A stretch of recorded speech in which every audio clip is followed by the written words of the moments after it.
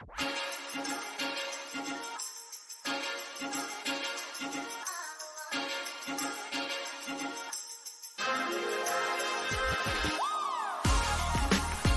to the Making a Multi-Million-Dollar Med Spa podcast, where we dive into the art and science of building a thriving med spa. I'm your host, Kat Toronto. In this podcast, we're all about empowering medical professionals and entrepreneurs like you with the knowledge, tools, and inspiration needed to elevate your practice to new heights.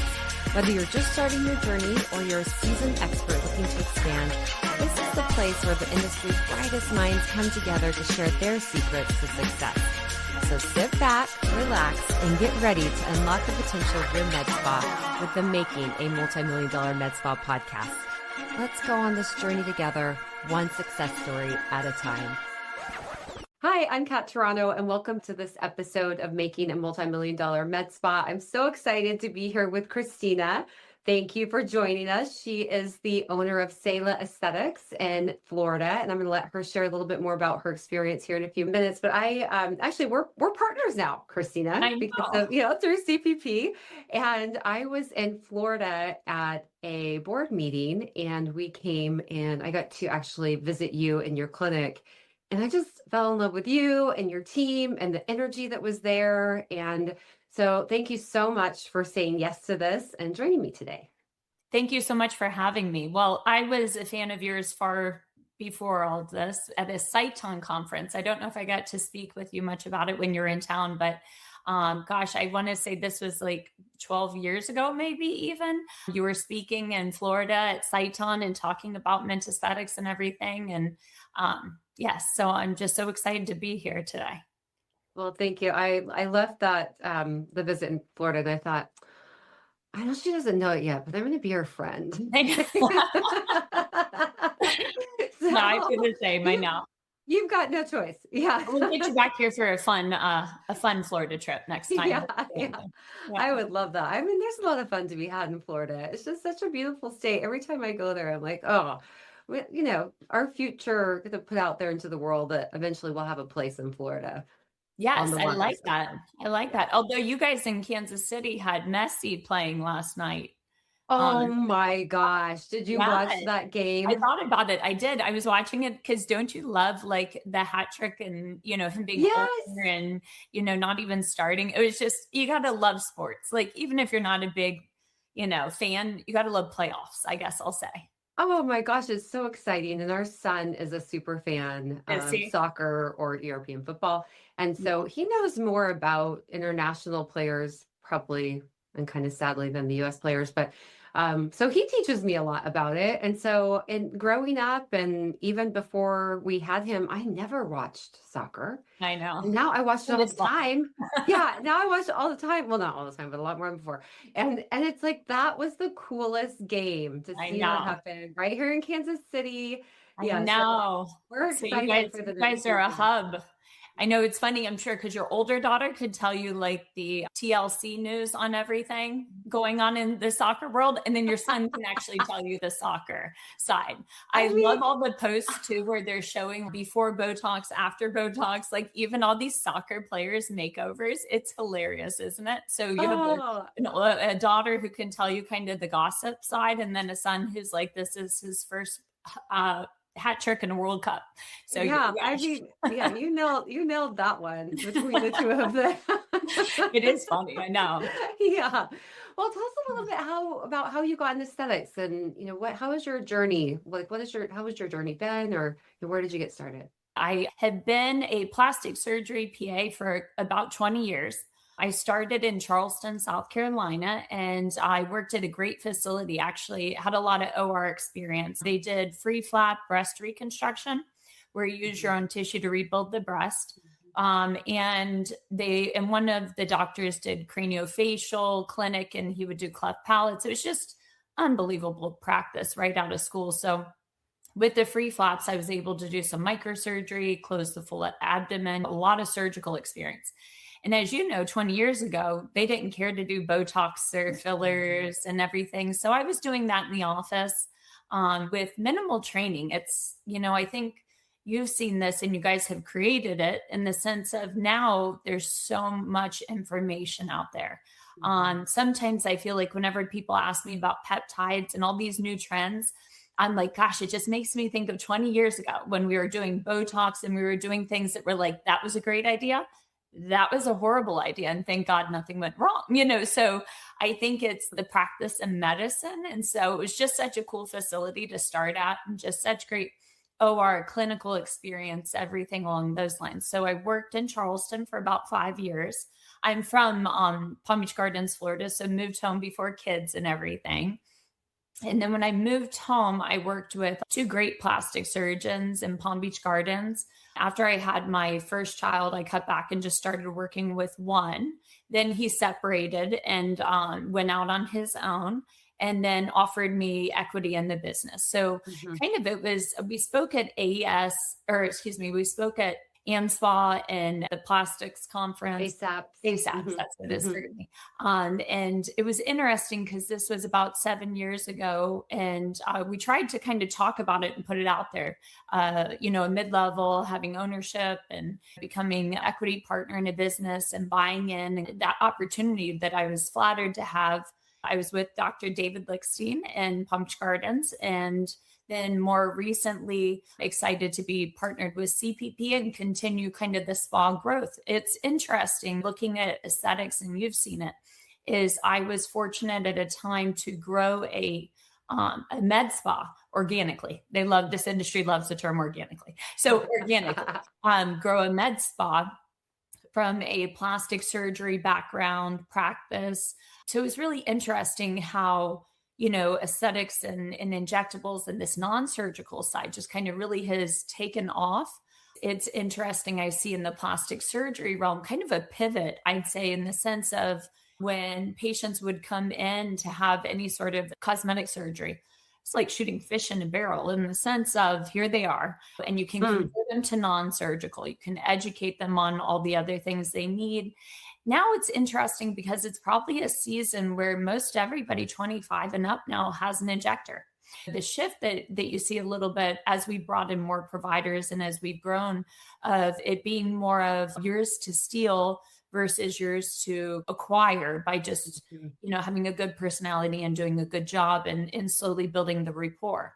Patients are much more educated and everything. So it's interesting because I know you guys are involved with, but we're not, the peptides and different things in wellness. And I'm excited to look into that. We're always looking for, well, how do you sustain? How do you keep growing? How are you always on like the cutting edge?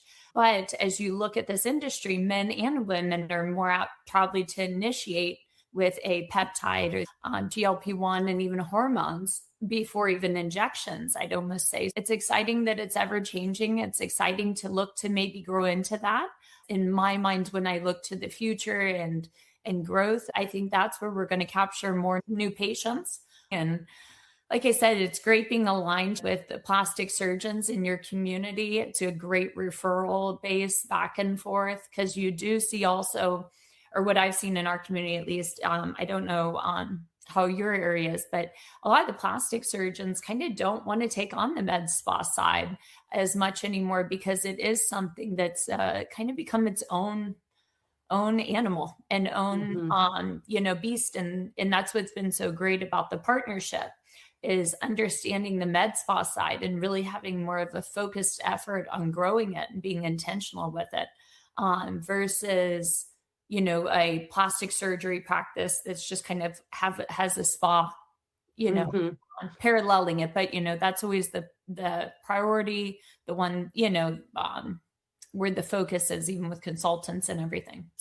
And so would you suggest for someone listening that, is a PA or an NP and looking to open their own clinic would you suggest that they reach out to plastic surgeons in their area to see if they would like to team up, if they could be their medical director or maybe even more? I mean, what would you say to them?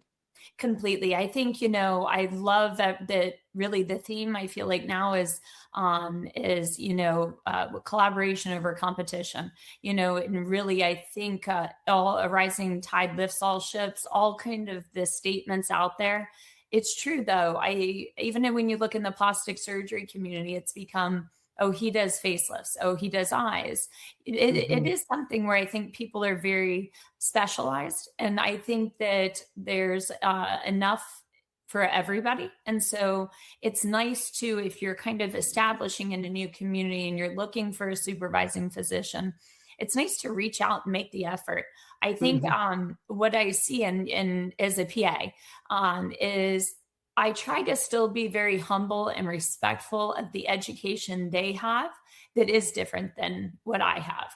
And I think if you come across to them with that approach, it really sets you apart because I think the separations kind of coming in the sense of, PAs not feeling like they're respected for their knowledge and what they've done. And then plastic surgeons being like, well, you don't have my education. And I think that it's definitely something where if you put your ego aside, meet with them, kind of have the statement of love to figure out a way to work together to support you, to refer to you, because I actually even laughed as I talked to one of the plastic surgeons in town as I was like, I can make you want to do facelifts longer. Like truly. And you can go to someone like that because you know what they don't want to do? The post-op. Mhm. You still need a laser in a year. You still need this for maintenance. Kind of the talks that I have with some of our patients before they get there and what it looks like after with their treatment plan. So if you can find some of your local facial oculoplastics and really just talk to them about trying to help them complete a treatment plan with the approach of I'll be so supportive to your post-op care. Mhm. We all know we only like happy patients. We also all know surgeons like to operate. So I Mhm. think it is an easy patient acquisition, especially when you approach a surgeon in that manner. I think it's such a great idea. I mean, 20 years ago, most plastic surgeons were not doing any types of lasers, or even 15 years. And, our mutual friend, Dr. Jay Burns, working with so many plastic surgeons, I felt like I saw a huge increase or shift that they did start to open their own med spas. And we've seen a lot of that. And so it's interesting to hear, and I see what you're saying, in that now there's maybe a shift where they're not, but no matter what, over my 20 years in the aesthetics industry, um, there's always kind of one or the other. They're either into the med spa or they're not. Mhm, And so if they're not, and they really have no interest in doing that, what a perfect mhm, relationship of being able to send clients back and forth, because at aesthetic care, I mean, we send clients to plastic surgeons here all the time. We haven't offered plastic surgery. We recently teamed up with the head of KU Plastic, and now he's at aesthetic care during one day a week, and so we are able to do a little bit of it here, but there's so much of it that he's not able to do here that is either being referred out. And so and vice versa, working with a plastic surgeon that knows and loves you and who you are and what mhm. treatments you offer, and knows the value of those treatments to make the skin look so good after after surgery, or even starting it before. But that is such a beautiful relationship for both businesses. And I always think, and tell me how you feel, is that I feel like when you're giving somebody a treatment plan and you're including like a surgical intervention, you're giving yourself grace in each Mhm. category. So to be doing Botox without taking me up on the laser, I'm telling you, is giving me grace for your Botox. It's not you need to change brands. I mean, we use all the products, but patients are like, well, it's not working anymore. Well, you're older, you can't go strong on your forehead. And so I find that like when you're talking through treatment plans, you're giving yourself grace in each category. And for the Mhm. plastic surgeon, it's kind of the same. I think if they can really, if you can sit with them and be like, chin implants, they're not done as much anymore because there's great products.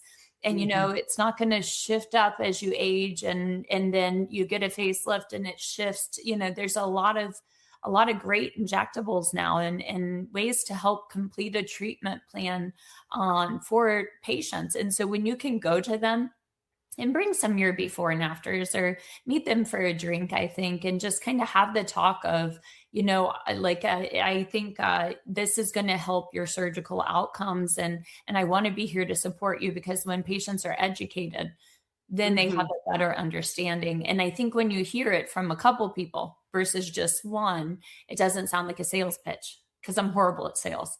I mean, Yeah. it's a Nobody good wants to be education. good at skills. I Yeah, know. none of us want to be great at sales within I know. what we're offering for patients. We want to be putting together the best program for them. But to that point, I also know that you, and I would never, but I actually don't know your revenue or anything totally, but I do know that you're very, very good at what you do. And if you were to look at the data of revenue, if somebody didn't know you or hear anything from you, they would think, oh man, she's amazing with sales, Oh, you're sweet. I know. So I would say, well, let's talk about that though, because I think so many providers that I work with say that to me on a regular basis. I don't want to feel salesy. I don't want my client to think I'm selling them on something. And I, we're all, so many of us, I shouldn't say all, but are in this business to help people and, for all the right reasons. And so I love your approach for packaging and your approach that you take in the consultation and the kind of consultation sheet that you work from. And will you share a little bit about your approach for the consultation and the type of, your consultative sheet, and then how you approach kind of like long-term packaging for clients? Yes, yeah.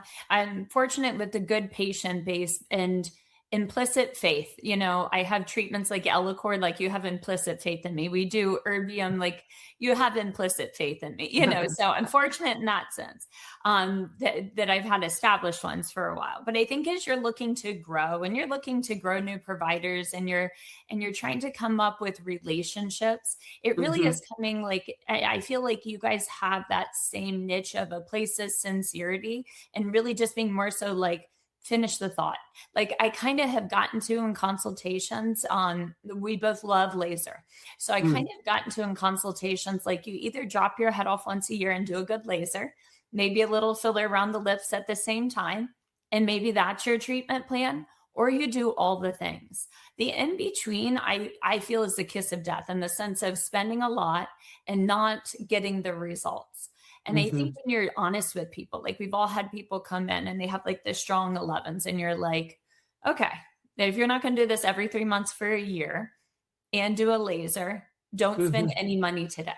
Go get a nice facial. Like I think that honest conversation, and that comes, I think, as you gain experience too, like you and I, if we sit with somebody, we can be like, okay, that's going to need 6 syringes, 8 syringes over the next year. Ideally 2 lasers. You can kind of break it down in your head, but if you overwhelm a patient, the way they say confused buyer doesn't buy type thing. Right. So it's just a balance, I think, of figuring out, gaining trust in a patient, but also just being like, this is a relationship. This is your year plan. And these are the things that are going to give you the results. Because my favorite before and after is to show. So much so I even had a patient the other day and she's like, yeah, but where's the right after? Because I'm like, no, I like the 3-year after. I like the 5-year after. I like those before and afters because that's what speaks to it works. So I think we have a paper that has our menu of services and even just the concept, no matter how often, I probably don't fill it out that often, but having a calendar on the back. Occasionally, depending upon where you are, is sometimes a new patient is a patient who has a big event, someone's wedding or something they're getting ready for, because there's usually a call to action, whether it be like a big birthday, a wedding, one of these things. It's then where you have the calendar on the back. And when you have it already pre-printed and you're like, okay, this is the plan for the year, it just kind of educates the patient, I think, that this is a year plan. This is a relationship. And trying to like figure out little cues in the sense of letting patients not fearful of the spend, but also making it more relatable. Just so your girlfriends they're probably spending about like, 5,000 to 8,000 a year doing the things they're doing. And it's an investment and it does have value, and you can go through all the things, but I think when you kind of say things that peers are having done or trying to make it relatable as to the results, what it takes, what it looks like, then it's coming from a place of sincerity, more than sales and more than also like the the bait and switch. Like, this is not the worst person, I think, who comes into any med spa, and I know you'd agree, is the one who does 3 syringes, leaves, no plan, and thinks Mm-hmm. this just isn't for them. The sight Mm-hmm. of that patient is way worse than the person that you say needs a year plan of 8 syringes to it, because I've had it done too, like, where you get something done and or I've fell victim to doing it in the past to patients, is where, like, you do something on, you don't even, as the provider, see enough for it. You're kind of at a standstill as to what's next. I think education has come a long way versus how we all started, where it really, wasn't as much a thing on. So lots of training makes you more confident. Becoming more confident gives you a treatment plan after talking to someone for 5 minutes. Education, education, education. I think, there's just so many avenues now that don't go on YouTube. Go to accredited places, get the right training.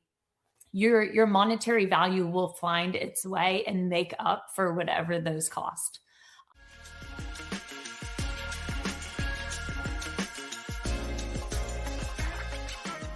This episode is brought to you by Omni Bioceuticals, an expert innovator in skin, scalp, and hair care with a strong foundation in the medical aesthetic market. Omni Bioceuticals focuses on the future of regenerative aesthetics, combines scientific innovation, breakthrough technologies, and leadership committed to excellence and customer satisfaction. They merge cutting-edge American medical research with clinically validated skincare solutions trusted by leading dermatologists across the United States.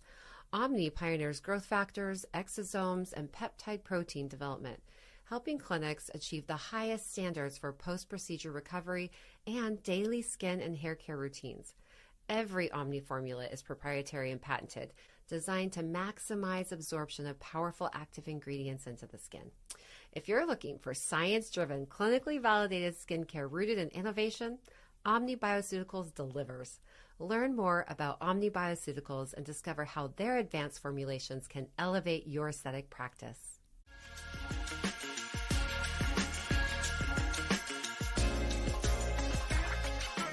I mean, I should put that as like the Mint logo, Yeah, or like a I know. brand tag, not logo, but Really? tag, I mean, That but I think about it. couldn't, When we I were couldn't agree starting, more. Yeah. what I wouldn't give, like, every provider who I have come in, because you think this, I'm sure every time people come to Met, the wheel is round. We keep trying to reinvent this wheel. There are reproducible results that you could start a new provider in your clinic, or even if you are a new, the new provider who's trying to balance running an office, because this too, as business owners, we are running offices all day. We're injecting patients. Like, I couldn't be where I am now until everything clinically that I do is second nature to me. Because I can walk into a room, do a full treatment, know that it's reproducible, a good result, not worried, sleep well at night, but also be dealing with an email that, this is one of my pitfalls, is I can't separate. When I have something in my head, like, you're still wanting to finish that email or make that note, and so when you have business things going on, employees, I think you have to get to reproducible results, clinically comfortable in your day to day. Go to these trainings, go to these facilities. You can never stop learning, but when you go to places like you guys have, and you're having people who have done a gazillion lasers show you a laser. Every time I do any talks for Seitan, I always try to put in the, what did I wish I knew? And it's always, and I just really make one slide on for every topic with what I wish I knew. As silly as it sounds, the way the machines used to be, like making sure you click to body settings. When Oh my gosh, yes. It sticks. So I would go through like everything silly that that you don't think of. I mean, it used to be with those machines, you had the wrong filter and then say la vie, you're doing the settings. It doesn't trigger you. Right. But I try to, in these educational events where you're talking to your providers who have done a million of these, you're going to get the pearls of, reproducible results. And then I think it's a little easier to kind of run a business and have an algorithm in your head and set it up for the next provider in the algorithms of success and go from there. So you've really grown your team, and so how are you managing, what is like from day to day, are you in the clinic treating patients 70% of the time, running the business 30% of the time? Is it 50-50? Is it 80-20? Like, what does your day to day look like? I'm still in the clinic a lot. We're looking for a bigger location and trying to expand. We've kind of maxed out our space, as you saw, and it would be nice to get another provider in and up to speed and moving, which we have thoughts on growth. We just need this space because it would be nice to take a little bit more of the business focus. And I'm sure every business person on this call is like, you're right. How do I get to do that when I'm the person driving the ship, So it is a challenge. I'm very like, I'm competitive about it. So I still have like personal goals as to what I want to hit. And then we all try and do the balance of business, family, vacations now that it's summer. And so I personally am probably 70 clinical, 30. That's where CPP has been great, is, having the business acuity of just very clear. I don't think it's a place, I think when you're able to have someone very intelligent on the business side support you, it's a game changer. Because I think we've all had weeks where we were like, that was a busy week. And then you look at the numbers and you're like, oh no, it doesn't look busy at all. Like it didn't bring anything in. I was pro bono some of the days. Right. Like, I was slammed. Yeah. Oh, totally. So you have to have somebody watching your books. And if you're trying to do a little bit of both, I'm fortunate to have a really good team kind of helping on the business side. It's a little slower in summer, so I probably every summer pick up business side and kind of cut back a little clinical. Really a nice shift, especially in prep for, I'm sure you're doing it as well at your facilities, the holidays, like all the things. You gotta do everything now. Well, we are, knee deep in planning our annual party. It's in the end of September. So, our marketing director has been planning it for months now, but it's like now the topic of every weekly meeting just to make sure we're still, moving it forward. Well, and she drives the ship, honestly, like she does such an amazing job, but it's that, and then the holidays. Yeah. So you have that about how many people attend? Is it virtual as well? We do a big live event. The last 2 years, we've hosted a virtual event during the live event. And so, it's always been really fun. We also do demonstrations. We set up a big tent in the parking lot. We do food trucks and live music and a bar with light drinks and, to go with the eats. But, there's usually about 20 other businesses that do a pop-up shop. And it's really our biggest revenue push in terms of like any type of like one event or promotion or party. And so last year during that event, we did somewhere around 3.7 million through that event. But we do a lot of small events throughout the year as well. So we do a lot of like girls' night out or lunch and learns. And so between our 3 locations last year, we hosted about 70 events. Wow, that's great. Is that what your goal is for the year? Our goal is just regular events, because it's something that when we launched 25 years ago, or opened, we started that way, and it's kind of been like our workout, you just keep working out, you're gonna keep in shape type of thing. And it's just really worked for us. And I know some clinics are like, oh, the events, blah, blah, blah, I want to do social and TikTok and all those things. And we still do those things, but the events we've found to be really successful at bringing in new people, because the 70 events that we hosted we didn't invite our current clients. They're all to get new clients. And then we found that when they come in through an event, they're a lot more likely to book the consultation. And then they've met the provider at the event, so they know them. There's like some, credibility there. And we've just found that they stick with us longer. So it really creates that kind of tight relationship in the beginning of trust. I And really so, like that. And I like the September time. Like, that's a great time. It's like families are back. You're in the routine mhm. of school. I really love that and might steal it actually, because too, I feel like since COVID, people want to party. They want to come to stuff. They like want to get back out ever since that, especially. But I love the September for the business side as well, because Mhm. it's a little bit of a like regroup before the holidays. By the time you get to the holidays, people buy packages for after.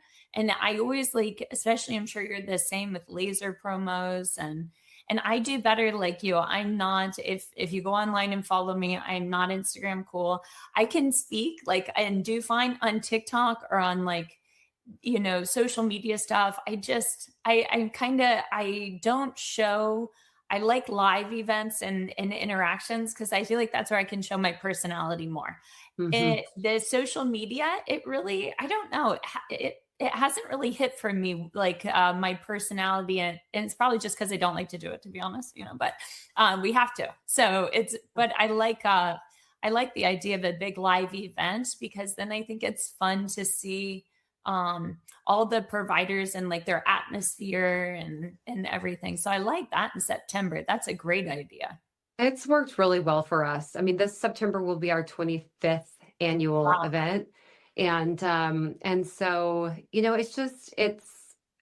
I think it's kind of a reset to your point, like families are back, kids are back in school. It's not the holidays, so we're not focused on, decorating and buying gifts and things like that. And so it's just the two for us, the weather cools down here in Mhm. September. So it's kind of the shift in energy and people really are ready to get out and be social.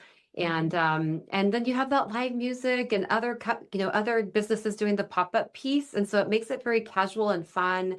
And the idea is that people stay around longer and then we get an opportunity to connect with them. And that's really the goal, is the connection, with the opportunity to book the consultation to build something to where, if they do choose to do aesthetics in the future, the hope is that they do it with us.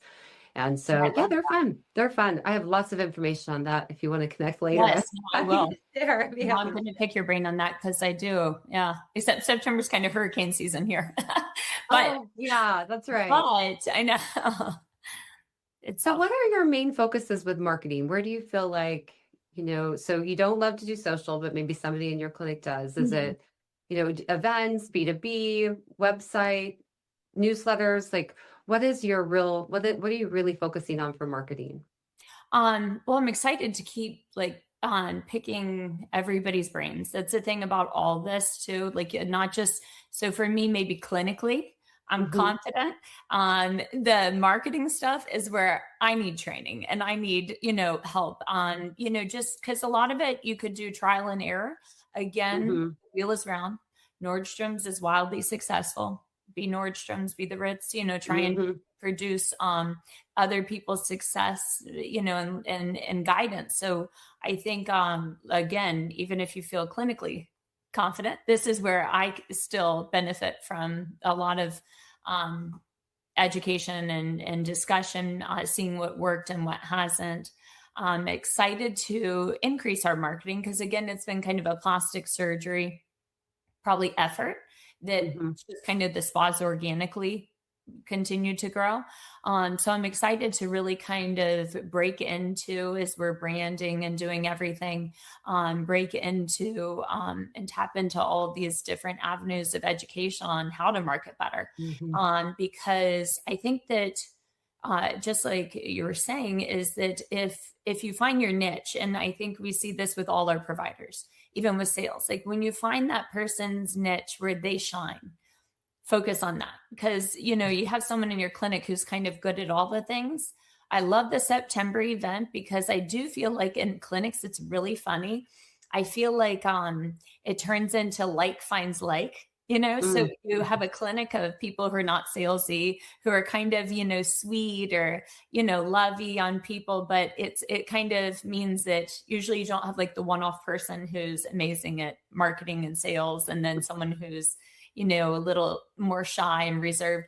It's usually a lot of similar personalities. So I am excited to do more of the in-person events because I do think that's where everybody's personality shines the best.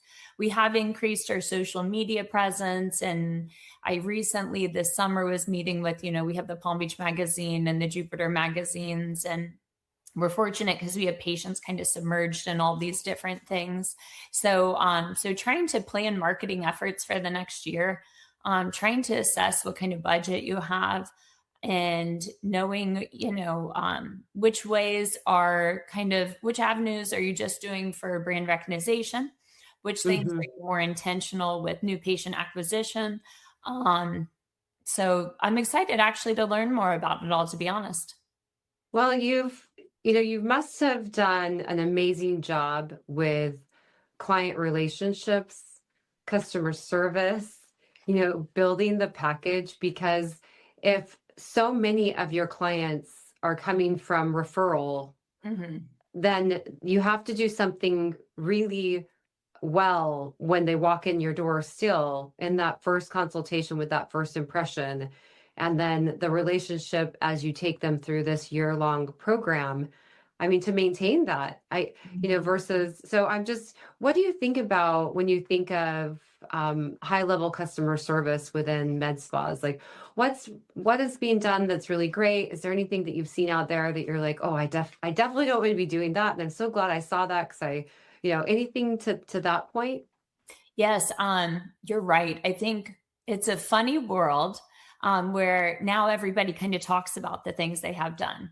It's not as much taboo. So you laugh, you get in one good tennis group, pickleball group, and you can have 5 patients from it. You get one good result. It's funny, the laser a lot of times is one of the game changers that drives it, just because that's the no different. I think that sometimes that's the thing people are more apt to with some of this filler, controversy and concern over different. I feel like that's, one that we get a lot, where there's always a friend that sees the skin and is like, especially in South Florida, we got a lot of sun. Yeah. So it's, I think as you're looking at developing a good relationship with the patient, there's, I've had patients for a long time, and I try and think of what makes it feel sincere. Do you need to have, the water when they walk in, and the snacks? What makes people feel loved and special? And I think we have recently tried to do, not recently, I guess in the past 3 to 5 years, make a lot of notes about patients. So even my front desk, we have pop-ups with son got married in March, went to Alaska on a trip. It should feel like you are walking into your girlfriend's office. You're not intimidating. If anything, one of my patients, it was funny, actually, I saw her on a local plastic surgeon's podcast.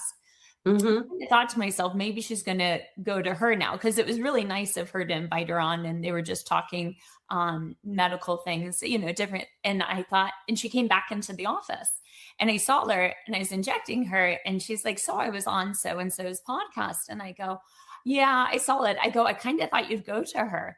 And she goes, she is so pretty, isn't she? But I like you because you're relatable. I was like, you're so sweet. Then I walked out of the office and thought, I don't know if that was a compliment. I was like, because she always looks really nice. And, and she's like, well, I really like you. You're just so relatable. If you say thank you, then you walk out of the office and you're like, I don't think that was actually a compliment. But I think trying to not intimidate the patient, trying to come across as loving, trying to make the important notes of what a patient's going through, and, whether it be, I think we've all done it. Free Botox, your husband passed. The things that you can do to love on somebody in that moment is something where, having started in a lot of breast cancer and medical, and really working with those patients, what's crazy, and I know you feel the same because we're passionate about this, is I feel like where we sit now, this is equally, if not more, rewarding. We are this is all our ministry. It can be that way. That's how it feels sincere. We actually care about people. We actually sincerely want them to look better. Yes, we all have to run a business, but really that organically does come when you have their best intention. And I think when you get patients in and you're able to love on them, like nobody sits in your chair feeling good about themselves. Let's be honest. Like everybody's going through something. And I think when you're able to kind of just love on people, it is something that we even said during COVID, we have a couple of patients. I feel like they just came in for someone to connect with. I don't know if any of you experienced that, but there were people who just came in and it was like they just needed to feel like connected with somebody. And so I think it's just really rewarding, the field that we're in. And as like medical professionals, like what is better than helping people? And I think however many years ago, I would have been like, oh gosh, I'm never going to be in office injecting all day. Like I'm doing laser, because Careful what you say never about. Well, as soon as you give it energy, especially with 3 kids, right? Yeah. Hang on. So you kind of like, you get into medicine. You're like, I want to practice medicine. I want to help people. Honestly, this field is so rewarding. And it's funny, I think anybody who's been longstanding in it has loved on patients through, different seasons. It is. So.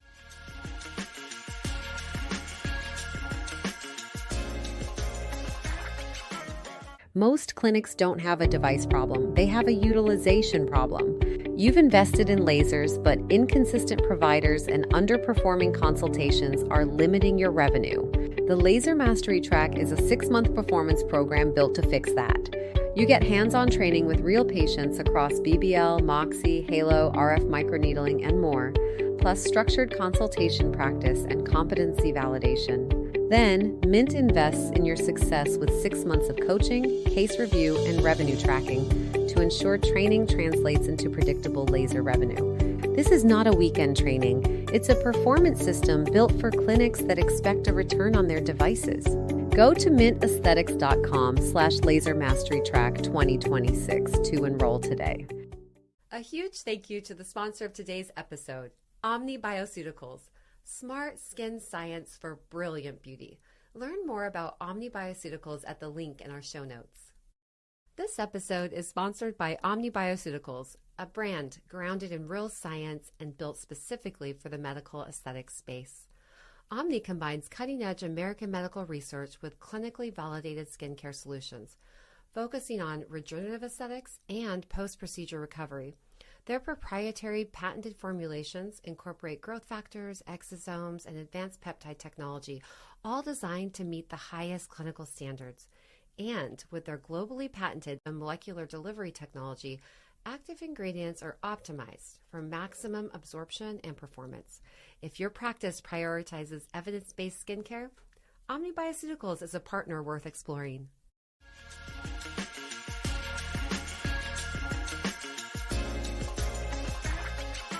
So it's just so cool. I think back, when I was in college and one of my girlfriends worked for this check printing company. Remember when we used to have checks? Yes. Like a checkbook for those of you that are remember younger. the depositing it? Yeah. I mean, oh my God, yeah. Now you just take a picture. The tubes that pull them through. Yes. Oh my God. Well, so she's like, hey, I've got this job we're hiring. I think you would love it. You get to do your homework like pretty much all the time because there's, you really just need to answer the phone when it rings kind of thing. And so I took that job, and in 30 days, I was so bored. I was like, I don't care if I'm being paid to do my homework. Yes. This is not for me. And I left that job. And, I started in this industry in 2000. So I guess it's more than 20. So, somewhere around 26 plus years. And it has been a blessing every day. I mean, it's so much fun. And so to your point that, when you really are passionate about what you do, the money comes. Yes. And if you go about it in a way to your point, I was also like, for me, confidence is key. I'm never going to start a laser or treat a client or talk about a treatment if I don't truly believe that I can get a great result for that person safely. Mm-hmm. And so, it's once I have that level, that education and the practice and the experience, and then it's like, I just can't shut up about it, Mm-hmm. But it's such a passionate industry to be in. And it's so much fun. And so if you're listening out there and you're wondering, should I get into aesthetics? I think you're hearing from both of us that like, yes, yeah. I mean, there's so much joy to be had in it. And so I've always felt so fortunate that I kind of accidentally got into this, Yes. No, I laugh. One of our new PAs. Newer. She's been with us about 6 years. She came from the ER. And I laugh though, because the double-edged sword is you do laugh, like get into aesthetics, they said. It'll be fun, they say. Like the kids statement, have kids, they say. It'll be fun, they say. It's like, I think the ER, I'd rather, it is easier. You know, you have your days where you do the laser on someone. You pumped up the settings. You know, you're holding your breath for the next 2 weeks, asking for photos every day, but trying to reassure. And, you know, it's a challenging thing. I think it's like so fun to get into, and it's great. It's also like, too, it's so hard. You know, I think you get people like out of school and stuff who are like, oh, that looks so fun. That looks easy. Like, it's just fun. Right. Oh, right. No, you've got to put the work in. Yes. Yeah. In the education, and like you saying, you're passionate about doing a laser right and everything being safe and safety. Well, that's why you have a whole academy on it. Like, that's why you built what you built. You do. If you find like what you're passionate about, it will come. And if you kind of keep pivoting on like the focus, and then like you said, even with the business, finding people smarter than you for the things you don't like, I think it kind of keeps, I joked around with my husband even, I hate doing arts and crafts with the kids. Well, we've had a nanny since Caroline, my oldest, 13. She loves doing that stuff. My husband just looked at me because, you know, men are very matter of fact. I'm like, I probably should do arts and crafts. He's like, we have Veronica. Like, you know, like they're very like matter of fact, because or even in the business, and, you know, women in business or just being in business, we feel like we have to be able to do it all and have like an educated answer. And when you're, you know, in business, you're like, there are dumb questions. Like, you know, I can't ask that, you know? So I think finding things that you love, you're going to grow. And then hiring people who are great to help you with the rest is absolutely been helpful. So when you started, did you start doing injectables first and then laser? Okay. So, you know, there's a number of business med spa owners that I've met throughout the years, and they start with injectables, and, you know, for a number of reasons, I'm sure. One, there's so much instant gratification with injectables with our clients, but also it's a lot less expensive to start a business around injectables than it is to buy a laser for $150,000, $350,000 to $500,000. So, you know, there is that price tag along with it. But what would you tell an injector that has a med spa up and going, is feeling confident using injectables? Would you suggest that they bring on lasers? I think it's hard once you keep growing in aesthetics. I think it's hard to not have the tool belt and having all the things that you really need to get a good result. Like to be doing Botox without doing something for your skin. Now, they've come a long way since we've been doing them. I mean, I probably started with injections just because that's all there was. And now the lasers have so many great safety parameters around them. Because even as consumers, you used to say the word laser, and people would either think of a facial or they think you're burning them. Like there was no like in between. So I think it's hard to not have everything. I have a couple thoughts on that because I am talking to one of our like local providers currently. If I have a bigger space, I would love to bring her in, just in the sense of she has a great, she's very like-minded in technique. I've trained her when she was at a different practice. She was in, you know, and it's hard in surgical plastics practices because you want to keep growing and, you know, you want autonomy. So it is challenging. It's a challenging road out there, I think sometimes. But she's been on her own. And I said to her, I was like, before you renew your lease, before you get a laser, talk to me. Just in the sense of, it depends on where you sit. You definitely can, I think, take on a laser, but you have to be very like, intentional with the growth of that and having that running all the time, and getting the ROI or having that plan as for, okay, I'm going to get a Clear and Brilliant or a Moxie, and every person who gets Botox quarterly is going to get set up to have one of those quarterly. You have to have a very like intentional plan because these are very expensive devices. You have to figure out how to use the device to yield the result that you're charging for. It's not an easy learning curve. I know the education's come a long way and these devices are safer because when I started with Cyton, like I said, you put the wrong filter and you do a whole treatment with the wrong filter. And now the machine prompts you. It actually starts with safe start settings.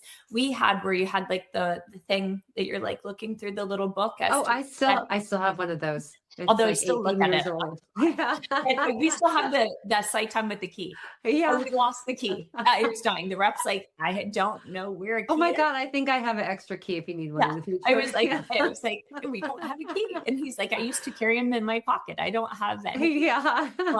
So I would encourage people to, if you're an injector and you have a business and you want to keep growing, 100%, these devices are safe. They're good results. I always say a site 10 should steal my spiel because I have this thought on some of these treatments, especially as a consumer. I say pain, downtime, cost, results. If you have a happy balance of those 4 things, you will never get back an unhappy patient. If any one of those 4 things gets too off kilter, they will be unhappy. So it's so the thing about the devices now, pain, topical numbing, downtime, minimal, or you do a halo, you have a week, cost, results. You have to have a good balance when you're doing those things. And I would say it's pretty easy, not easy because they're expensive and everything, but I would be hard pressed to be on my own without a laser or some sort of skin device, not trying to hit a home run, but stay on base type of thing. Because there are nice, safe devices that we haven't had up until the past couple years, I feel like. It's really just been the scarier, measuring lidocaine toxicity, like stressful things. So I think there are really good devices. So I would say if you're in a growth mindset, yes, 100%. If you're in a mindset of you're not really sure and you're happy doing injections, I would really I don't know clinics around and everything, but like I said, the one local provider I know and the way we run the clinic, like you guys, is we really set people up so you eat what you kill. Like is it for her more advantageous to not buy the device? She has little kids, to come to join our practice. She has a book of clients and join the practice. Then you get the laser. When you look at the numbers, I'd be curious. I haven't done like a breakdown, like I said, but in our talks of what it is to be a solo provider is stressful, and be on your own, without, a colleague. I think, your program's great. If you're on your own without a colleague, you need somebody to connect with, every day, whether you've been doing it for forever. It's nice to have someone to bounce ideas off. This is the practice of medicine. It's constantly changing. If you aren't talking to someone regularly and collegial having these discussions, then you're going to get left behind. So interesting thought too, I'd put out there is if you have your own business, you're not necessarily sure that you want this growth model. Another thought is if you have a great clinic near you that has some of these devices and is growing and doing well, maybe, a partnership and joining one of these bigger facilities that has the devices that you can use is another thought. If it's a very reputable, office and you kind of been doing it on your own and then QuickBooks is stressing you and it's really, becoming more of a anxiety point than the autonomy is allowing. I think, when you get like you guys and us, we try and set people up to where you're producing, you're making, and it's pretty clear as kind. There's no more bait and switch of anything anymore. The algorithms are out there. You make this, you can generate this, so yes to the laser. But the second thing that came to mind was I'm trying to talk somebody into joining. So I have to put that out there in case she's gotcha. Well, no, that to me is a totally different thing because I agree with you. I think there's a lot of estheticians and nurses that may leave a clinic and with the idea that they're going to start their own, and then they've never really sat in on the business meetings that the clinic is having. They don't know all of the fees that are, all the money that we spend to credit card processing fees and benefits and taxes and, buying products and buying lasers and keeping the lights on and, blah, blah, blah. But all of those things. And then, all the things.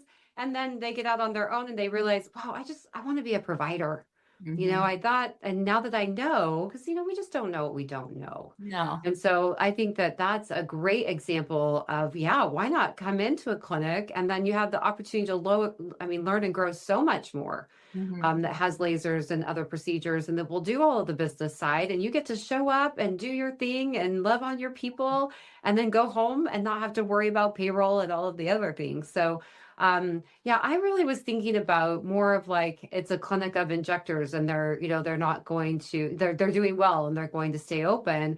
I found that, if I'm an injector and I can't offer any of the lasers, and my client goes to, because to your point, everybody has an injector, which I really like that, like a hairstylist, from back in the day. Yeah, I mean, we still have our hairstylist too, but now we also have our injector.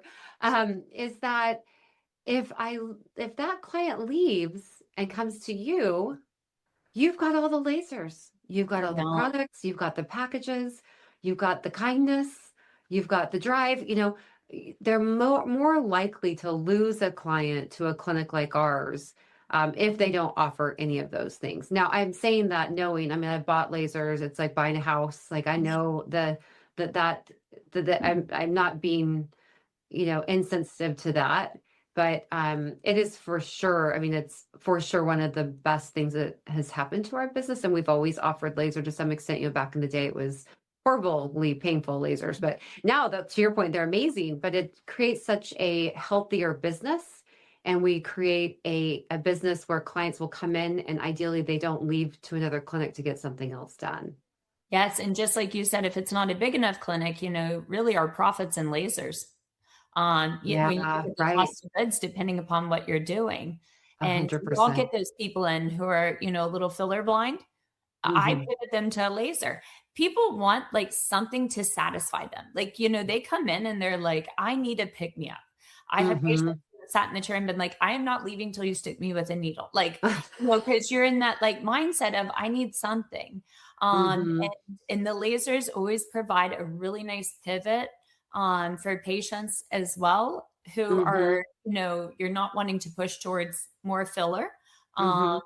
But again, the ROI on these lasers and the return's so great. You start combining them with a little filler at the same time or putting them on like a Botox schedule of getting them done. And it quickly pays for itself. I agree.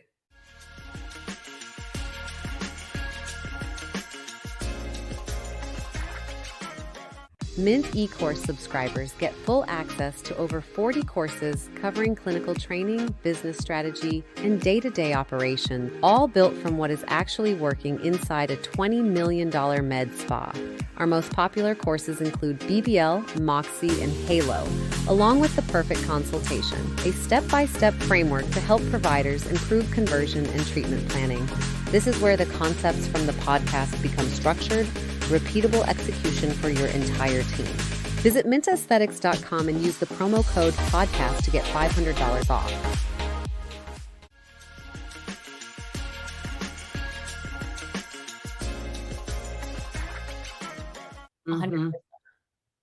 Well, not to keep you too much longer, but I just have a couple of kind of quicker questions.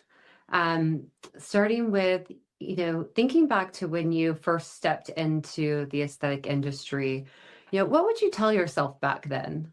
Or what would you tell a new injector or a new laser provider or someone that's thinking, maybe it's kind of like what I wish I would have known, right? But for the role. What I wish I would have known. I think I would say, I think I've just kind of realized a couple things when I go into trainings, I guess is what I'd go with like, a new provider, is what I've learned is the wheel is round. If you can think of, I think there's so much information out there. So you get all these providers. And I always say the hardest part of a provider's career is the 5-year. It's like this weird, like, enough, you're trained enough. So you walk into a room and you think you can, you need to offer everything. You need to be doing that temple filler. You need to be, taking care of her nose. Like you think you're skilled enough that you need to offer everything, and you need to be able to provide everything. I think that's the hardest part because one, you get a little bit more brave in what you're doing. No makes your career. We've all heard that. Referring to an oculoplastics for someone who, wants filler in an area, referring out, no makes your career. I always get that patient back. Not to the laser point. When you go somewhere else, they can fall in love with them. When you are looking at somebody saying there are safety parameters here, I feel more comfortable with you going, to this plastic surgeon, this oculoplastics. But I think there's something to be said for not necessarily at the beginning, because I'd say in the beginning, you're kind of naive and you don't know what you don't know. In the middle, it's almost like I see with providers that 5 to 10 years of doing it. Even with once I've trained in different things, that's where you get a little more brave because you think you should be offering everything. You start pushing the envelope with things. You start trying to try off the wall things that you see or you've read about. And I think that's where you actually get in the most trouble, because then that next phase of your career, the 10 plus years, is you sleep well at night, you get reproducible results, you know when to refer. Yes.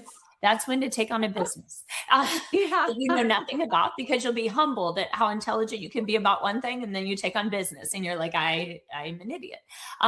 So the Lord keeps you humble in some avenue. Absolutely. But I always think I would probably say it's not necessarily at the beginning that I would have a lot of wisdom for myself. I mean, in the beginning of anything, I think, there was even that recent article somebody in the aesthetic realm wrote about primary care or, emergency medicine, and that being a great prelude to getting into injecting, because there is just a lot to be said about good clinical acuity. And probably when I started, that's all I was getting, because that's all that was out there.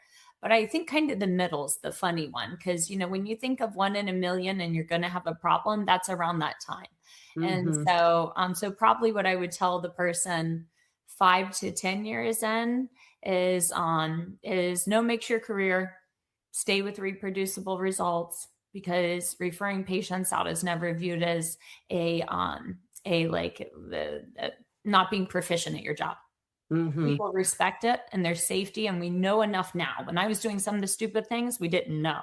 We know enough now. So, I mean, having the confidence to say no. I mean, I should end with that, because no makes your career is an amazing statement. But I have another question for you. And then I'm long-winded. I'm long-winded. Okay. You and I could chat all day. So. And it's funny to me that you say you're not great at social media, because I can see you. I mean, you're so charming. You're so I do well with this. So I don't know what it is. I can't. mean, even social media all day long. Dance. I know. Yeah, I mean, you don't need to dance. You don't need any of that. Just being yourself is just perfect. And so, one last thing. What are you most excited about in our industry? Is there a new treatment, a new product, something you've heard about, we haven't implemented yet? Is there a movement? Is there, what do you see that's really exciting you about the future of our industry? I would say, and it just came to me as you were saying that, is on multiple modality treatments in one sitting, trying to get closer to erbium and facelift results with less downtime. I think, as I look to what I'm trying to achieve in the practice and do, even as a consumer, to be honest, what do I want? I want drop my head off once a year. I tell my hairdresser then, if I could drop my head off and pick it up, I wouldn't show up with this much dry shampoo or root testing. But I'm I want the once a year. I give you 5 days of downtime. You do my halo, you do, Elocore, PDGF under my eyes, Skin V, perioral, and my lips, because I'd be more embarrassed going out with bruised or swollen lips than the halo. I drop my head off once a year and do all the things that incur downtime. We try and get closer to erbium results with something that's reproducible that I would sign up to do every year. Then you could do your Moxie, your Clear and Brilliance, and have a little bit of downtime the rest of the year. And you could do your cheeks, you could do your chin, you could do the things you don't bruise with, that you don't swell with the rest of the year. And even soft wave, some of these things, the non-invasive. So probably as I look to what I'd want done and what the future has, is trying to figure out at 43, trying to figure out ways to have a very aggressive treatment done that has a low risk profile associated with it, because the enemy of good is better. So, it has a low risk profile associated with it, even as the provider, and yields results that people will be compliant doing yearly, but also encompasses more than just, one treatment. So that's what I'm most excited about. I know there's a couple other things out there with like fats. There's some, the skin tightening, the soft wave, all of these things. But probably figuring out how to stack treatments and then pair them throughout the year.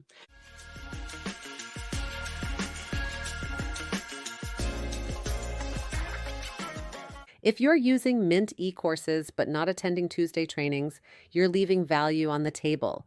The first Tuesday of every month, we run 2 live sessions designed to help your team apply what they are learning. At 11:30 a.m. Central, we focus on business, consultation frameworks, pricing strategy, team performance, and operational systems.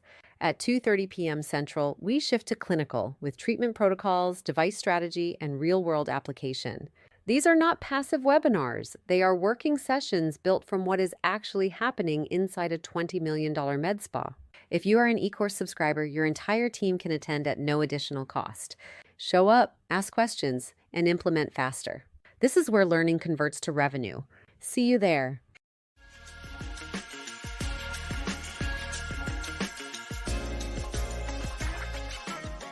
I'm just such a big fan of that, and especially stacking in a way that, again, you get a better result because it's multiple treatments, but the downtime is about the same, and the chance of infection and it really doesn't increase. And just so that we can all go home and sleep at night, and our clients have a great, well, number one, our clients have a great experience, and also I can go home and sleep at night. I'm getting older. I'm sure that's what's causing it. I'm just not as, maybe I'm a little bit smarter. Maybe I'm not as brave anymore. I know. No, it's wiser. What's causing it? Yeah. Okay. Yeah, But I know. but I agree. I think, and to your point, like the lasers are getting so advanced, and if you really know how to use your injectables and how to layer those in, around the same time, I mean, it's a beautiful result that can be done, with just 5 to 7 days of downtime. So, is there anything that we haven't talked about today that you had on your mind? I don't think so. You sent me some good questions. Well, I know you have been speaking at some events, and you've got some events coming up that you'll be speaking. Is there anything that you want to any event that you want to talk about that's coming up that you're extra excited about? I did do, and there is a good CME course, the Aesthetic Injector Academy. It's a nice CME course. I did video content for the didactic. For people looking for CMEs. That's like a nice, easy one. And I'm doing a workshop for them at the Aesthetic Injector, or what is it? The AES Aesthetic Extender Symposium. That one's down in Boca, Florida. So that one's up the street. And then Aesthetic Nexus 8.0, I think I'll be at. But it's fun to be a part of the educational side. It's fun if you're going to learn and just connect with colleagues and Definitely. Well, if any of you all listening or attending those meetings, look for her. She's amazing. Go up, say hi. I've told her she's going to be my friend, and look, I put it out into the world. We could keep going for hours. I know. So thank you so much for joining me today. So, just really appreciate your time, as I know you have so much going on. So thank you so much. And thank you to all of our listeners who joined us today. We'll see you at the next episode of Making a Multi-Million-Dollar Med Spa. We love you. See you then. Thanks for tuning in to today's episode of the Making of a Multi-Million-Dollar Med Spa podcast. I'm Kat Toronto, and it's been an absolute joy to be part of your journey. Until next time, let your passion lead the way. See you soon.